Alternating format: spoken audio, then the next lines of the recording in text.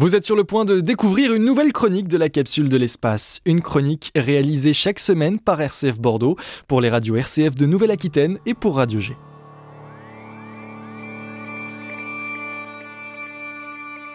Le mercredi, on termine avec la capsule de l'espace. Avec vous, Julien Rullier, bonsoir. Bonsoir Blandine. De la radioastronomie, vous nous en avez parlé récemment, Julien. On a vu qu'elle avait servi à faire de nombreuses découvertes, mais pas seulement. Effectivement, la radioastronomie, c'est l'étude de l'univers grâce à la détection des ondes radio émises par les étoiles ou même les planètes.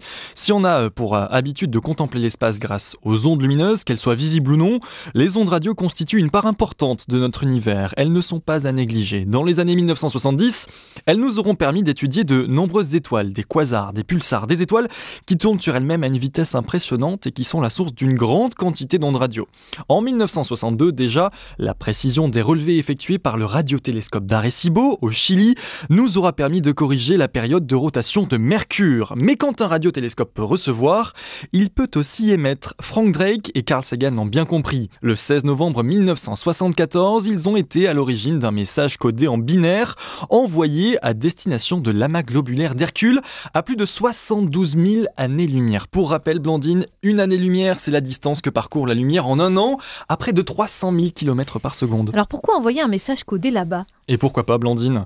En réalité, c'est une bouteille lancée à la mer, une aiguille jetée dans une botte de foin, elle-même perdue dans l'immensité de l'espace. Si l'amas globulaire d'Hercule a été visé, c'est qu'il regroupe une grande quantité d'étoiles. Et tout logiquement, plus il y a d'étoiles, plus il y a de chances d'y avoir de la vie. Alors pourquoi pas ? Alors 72 000 années-lumière, ça fait une sacrée distance à parcourir, Julien. En effet, une onde radio voyage à la vitesse de la lumière. En partant pour l'amas globulaire d'Hercule, le message codé part pour plus de 72 000 ans de voyage. Envoyé il y a 48 ans seulement, le message a parcouru moins d'1% de son trajet. Alors on n'est pas prêt d'avoir une réponse en fait. Eh bien, dites-vous bien que si le message arrivait à destination donc dans 72 000 ans, il faudrait encore qu'il puisse être décodé et qu'une civilisation dont on ignore encore l'existence décide de nous répondre.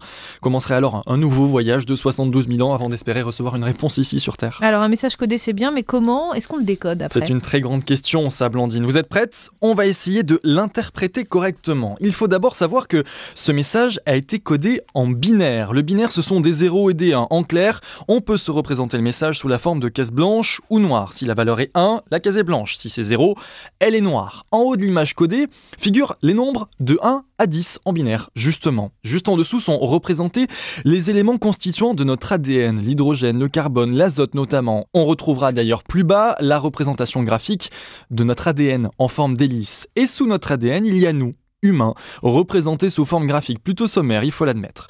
Et enfin, puisqu'il aurait été dommage de ne pas indiquer d'où a été émis ce message, le système solaire est également représenté, la Terre bien mise en évidence, surplombant tous les autres astres. Le message s'achève d'ailleurs sur une représentation graphique du radiotélescope lui-même, Arecibo, qui aura permis l'envoi de cette bouteille à la mer. Peut-être aurait-il fallu prévenir les destinataires de ce message que le radiotélescope d'Arecibo n'existe plus. Il s'est effondré en décembre 2020 et ne devrait pas être reconstruit. Admettez que ce serait dommage que notre message soit reçu, décodé, et que des êtres, peut-être venus d'ailleurs, repartent chez eux sans avoir trouvé le bon endroit. Enfin bon, avant d'espérer voir débarquer de grands hommes verts, bleus ou rouges venus d'ailleurs, dites-vous que vous avez la chance de connaître les ondes radio, le binaire, et que vous avez toutes les ressources pour décrypter le message, et que malgré ça, c'était pas si simple de le comprendre.